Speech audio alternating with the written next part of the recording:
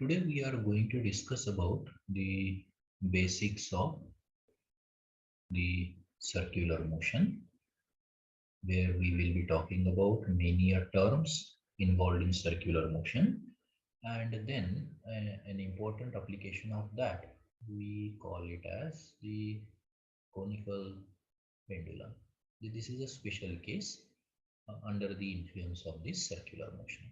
So let's begin with the basic form. Circular motion is a motion of any object on the circumference or on the periphery of a circular path, which we can say that must be having some center. Let us say that it's at this point. Now, when it moves in this case, basically there are two types of forces that must be acting on it. Very first is the tangential force, and the second one, there must be some force acting on this object directed towards the center.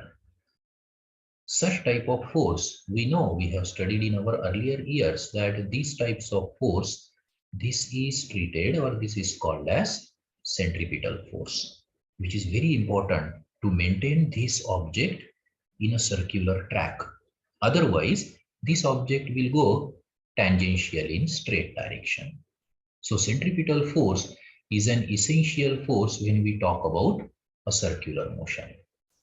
Now, when an object covers a very small distance for discussion, that small distance on a large radius circle can be treated as a linear displacement. For us, if we just take the position of these 2 points, like one point is here, be cautious, I'm trying to explain it. This one point is here, and the second point for analysis is here.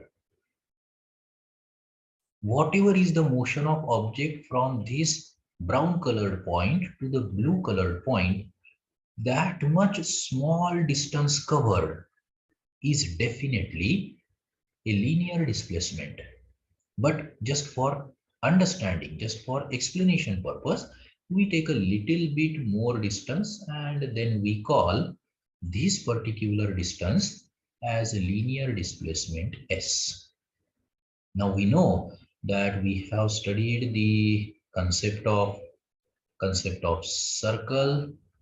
So if we join these two, we know that there will be some angle formed in this point. Let's call that as angle theta, and let us say that the radius of the circle is r. So what we can write down from the theory of circle is that theta is equal to s divided by r. We have studied this from our mathematics part. And that's what we can write down here, that s is equal to r theta.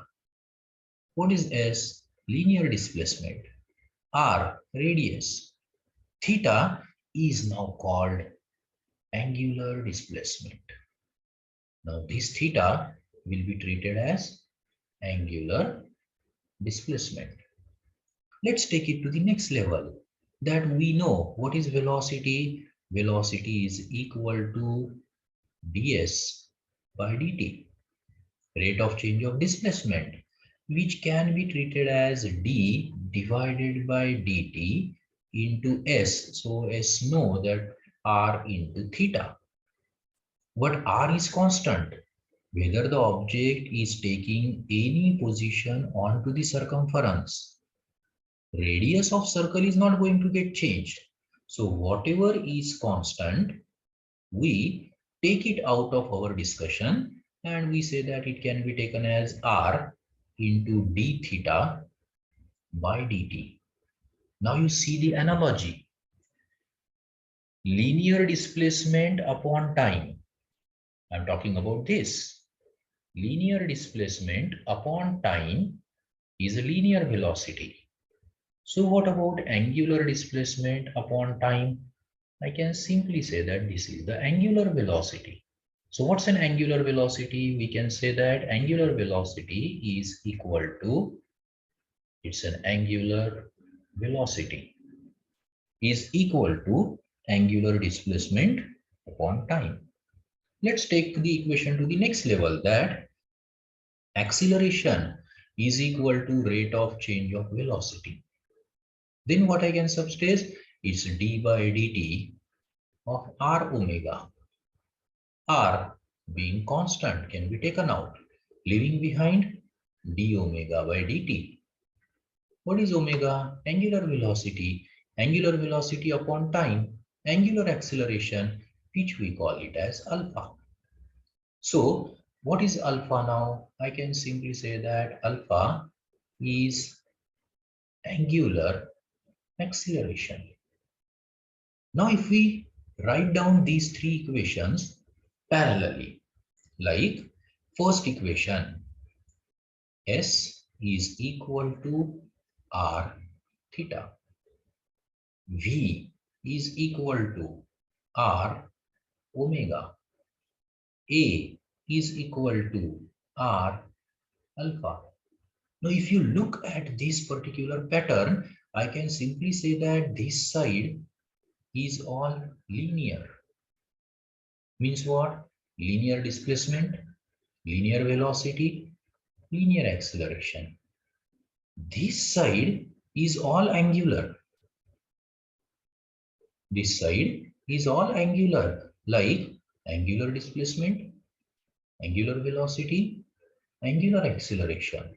So we can easily create a logic that linear is equal to radius into angular. Whatever is the pattern, whatever is the basically parameter that we are working on, we now have developed a concept of relationship between linear to the angular, that linear displacement, radius into angular displacement, velocity, radius into angular, acceleration, radius into angular part. Now if we just represent omega again in terms of v by r, I can simply prove another equation, that a is equal to omega square r. That's an acceleration. Another way of representing the equation for this acceleration. And this acceleration is nothing but our centripetal acceleration, which is directed towards the center of circular path. Hope these equations are clear to all.